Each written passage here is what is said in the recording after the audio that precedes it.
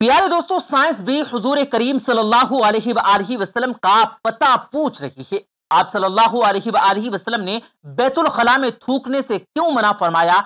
आज की जदीद साइंस रिसर्च ने फरमुदात नबी सल्लल्लाहु अलैहि वसल्लम की हक्कानियत को साबित कर दिया। प्यारे दोस्तों, वीडियो में आगे बढ़ने से पहले हमारे चैनल को सब्सक्राइब कीजिए और साथ मौजूद बेल आइकन को जरूर दबा दीजिए ताकि हमारी आने वाली वीडियोस की नोटिफिकेशंस आप तक पहुंचती रहें। प्यारे दोस्तों, आप सल्लल्लाहु अलैहि वसल्लम ने फरमाया, फजर, इशराक, असर, मगरिब और इशा के दौरान सोने से बाज रहा करो। आज मेडिकल साइंस ने डिस्कवर किया कि वो कुर्राए अर्ज पर फजर और इशराक के दौरान ऑक्सीजन की मिकदार बहुत कम होती है।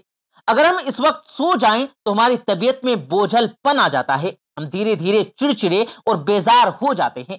असर से मगरिब और मगरिब से इशा के बीच ऑक्सीजन कम से कम तर होती चली जाती है।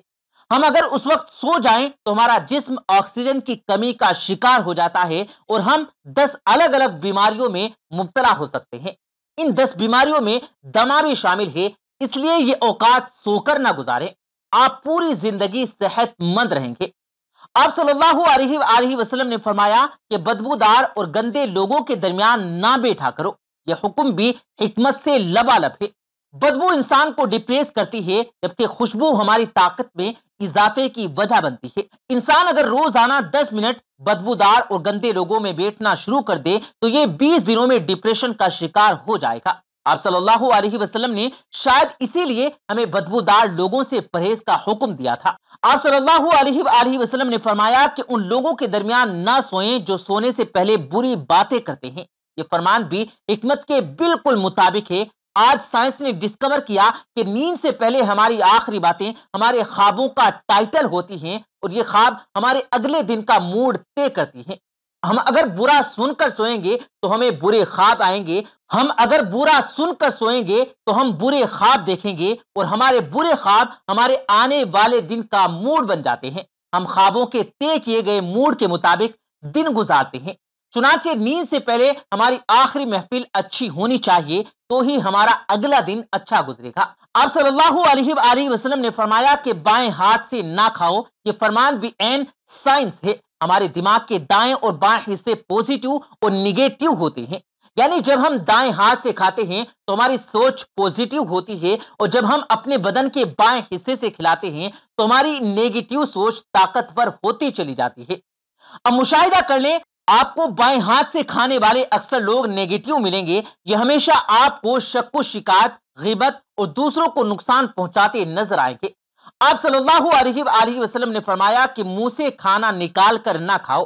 रिसर्च से इस फरमान की भी हिकमत सामने आती है। हमारे मुंह में 10 करोड़ से 1 अरब तक बैक्टीरिया मौजूद होते हैं। ये बैक्टीरिया जानलेवा जरासीम बच जाते हैं।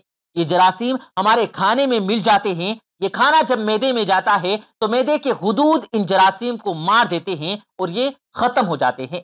लेकिन जब हम जरासीम मिले खानों को मुंह से निकाल लेते हैं तो इन जरासीम को ऑक्सीजन मिल जाती है। ये ऑक्सीजन सेकंड के 1000वें हिस्से में इन जरासीम की तादाद खरबों तक पहुंचा देती है।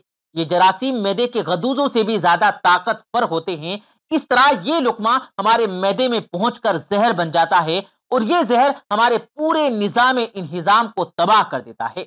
आपको जिंदगी में कभी कोई ऐसा शख्स सेहतमंद नहीं मिलेगा जिसको मुंह से लुकमा निकाल कर खाने की आदत हो। आप सल्लल्लाहु अलैहि वसल्लम ने फरमाया कि हाथ की उंगलियों को चटखाया न करो। साइंस का कहना है कि हम में से जो लोग उंगलियों को चटखाते हैं यानी इनको कड़ा के निकालते हैं, उनके जोड़ खुलना शुरू हो जाते हैं और फिर ये लोग जोड़ों के दर्द की शिकायत भी करते रहते हैं। आप सल्लल्लाहु अलैहि वसल्लम ने फरमाया कि जूता पहनने से पहले इसे झाड़ लिया करो। हमारी जिंदगी के आम वाकयात में कीड़े मकोड़े, बिच्छू, छिपकलियां और छोटे सांप हमारे जूतों में पनाह ले लेते हैं। हमारे बच्चे भी जूतों की कांटे या ब्लेड वगैरह फेंक देते हैं। तो जब हम जूता पहनते हैं तो हमारे पांव जख्मी हो जाते हैं या फिर कीड़े मकोड़े हमें काट लेते हैं। इसलिए जूता पहनने से पहले इसे झाड़ लेना जरूर चाहिए। आप सल्लल्लाहु अलैहि वसल्लम ने फरमाया कि नमाज के दौरान आसमान की तरफ ना देखो। ये फरमान भी ठीक है। आसमान में एक वुसअत है। ये वुसअत हमेशा हमारी तवज्जो खींच लेती है। हम जब भी आसमान की तरफ देखते हैं तो हमारी तवज्जो बढ़ जाती है। हमें तवज्जो वापस लाने में ठीक ठाक वक्त लगता है, जबकि नमाज के लिए यकसोई दरकार होती है। ہم جب نماز کے دوران آسمان کی طرف دیکھتے ہیں تو ہم سجدے اور رکوع بھول جاتے ہیں، اور یہ فارمولا تخلیقی کاموں کے لیے بھی اہم ہے۔ اگر رائٹر لکھتے ہوئے، تصویر بنانے والا تصویر بناتے ہوئے اور سنگر دھن بناتے ہوئے آسمان کی طرف دیکھ لیں تو ان کا دھیان ٹوٹ جاتا ہے، یہ اپنا کام مکمل نہیں کر پاتے۔ شاید یہی وجہ ہے کہ دنیا کا زیادہ تر تخلیقی کام بند کمروں میں مکمل ہوا۔ انبیاء، اولیاء اور بزرگان دین نے بھی بند جگہوں پر اللہ سے لو لگائی۔ آپ صلی اللہ علیہ وسلم نے فرمایا کہ رفع حاجت کی جگہ مطلب ٹوائلٹ میں مت تھوکو۔ یہ حکم اپنے اندر دو حکمتیں رکھتا ہے۔ بیت الخلاء میں تھوکنے کے بعد میں آنے والوں کو بھی تکلیف ہوتی ہے، اور دوسرا ٹوائلٹس میں لاکھوں قسم کے جراثیم ہوتے ہیں۔ ہم جب تھوکنے کے لیے منہ کھولتے ہیں تو یہ جراثیم ہمارے منہ میں پہنچ جاتے ہیں، اور پھر یہ ہمارے لعاب یعنی تھوک میں پرورش پاتے ہیں۔ یہ معدے اور پھیپھڑوں میں پہنچتے ہیں اور پھر یہ ہمیں بیمار کر دیتے ہیں۔ آپ کو یہ جان کر حیرانی ہوگی کہ ہماری ناک جراثیموں کو پھیپھڑوں تک نہیں جانے دیتی۔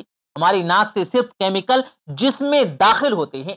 جراثیم زیادہ تر منہ سے بدن میں اترتے ہیں، اور ان کا بدن میں داخل ہونے کا سب سے بڑا ذریعہ بیت الخلاء یعنی ٹوائلٹ ہے۔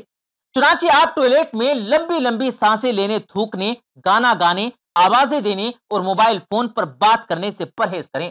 آپ کی صحت اچھی رہے گی۔ نبی کریم صلی اللہ علیہ وآلہ وسلم نے فرمایا کہ لکڑی کے کوئلے سے دانت صاف نہ کرو۔ ہمیں سے بہت سے لوگ کوئلے سے دانت صاف کرتے ہیں۔ کوئلے سے ہمارے دانت وقتی طور پر چمک تو جاتے ہیں، لیکن یہ اس کے بعد مسوڑھے بھی زخمی کر دیتا ہے، یہ دانتوں کی جڑیں بھی ہلا دیتا ہے، اور یہ منہ میں بدبو بھی پیدا کرتا ہے۔ لکڑی کا کوئلہ تو سیدھا سیدھا کاربن ہے، یہ ہائیجینک بھی نہیں ہوتا۔ آپ صلی اللہ علیہ وآلہ وسلم نے فرمایا کہ ہمیشہ بیٹھ کر کپڑے تبدیل کیا کرو۔ اس میں مصلحت یہ ہے کہ ہم میں سے اکثر لوگ شلوار، پتلون یا پاجامہ پہنتے وقت اپنی ٹانگ پھنسا بیٹھتے ہیں اور گر جاتے ہیں۔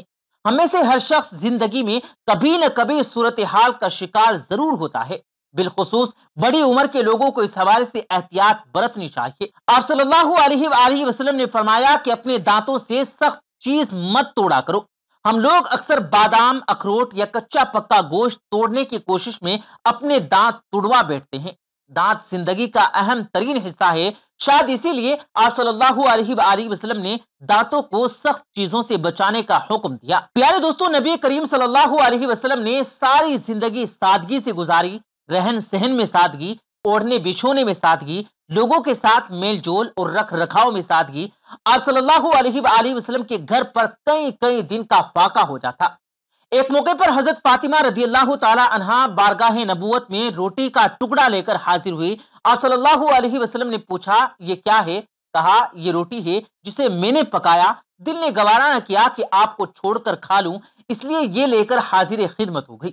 آپ صلی اللہ علیہ وسلم نے فرمایا، یہ 3 دن کے بعد پہلا کھانا ہے جو تمہارے باپ کے پیٹ میں گیا۔ کبھی آپ صلی اللہ علیہ وسلم کے دسترخوان پر 2 قسم کے کھانے جمع نہ ہوئے۔ اگر روٹی تناول فرماتے تو اس کے ساتھ کوئی ایکسٹرا چیز نہ ہوتی۔ کبھی آپ صلی اللہ علیہ وسلم پر ایسا فاقہ ہوتا کہ بھوک کی شدت سے پیٹ پیٹ سے چپک جاتا۔ غزوہ خندق کے موقع پر حضرت طلحہ رضی اللہ تعالی عنہ نے کھدائی کے دوران حضور اکرم صلی اللہ علیہ وسلم کے پاس آ کر بھوک کی شکایت کی اور اپنا پیٹ کھول کر دکھایا، اس پر ایک پتھر بندھا ہوا تھا۔ یہ دیکھ کر آپ صلی اللہ علیہ وسلم نے بھی اپنے پیٹ مبارک سے کپڑا اٹھایا۔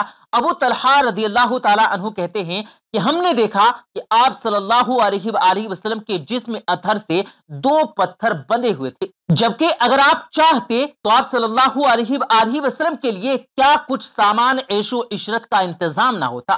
مدری زندگی کے آخری دور میں، خصوصاً خیبر اور حنین کی جیت کے بعد، سامان عیش و عشرت کا انتظام نہ ہوتا۔ آپ صلی اللہ علیہ وسلم نے اپنی اس بے تکلف طرز زندگی کے ذریعے یہ بتلا دیا کہ تمام سامان راحت کے ہوتے ہوئے بھی اس طرح کی معمولی زندگی گزاری جا سکتی ہے۔ پیارے دوستو، اللہ تبارک و تعالیٰ سے دعا ہے کہ اللہ پاک ہم سب کو ان تمام باتوں پر عمل کرنے کی توفیق دے۔ آمین ثم آمین۔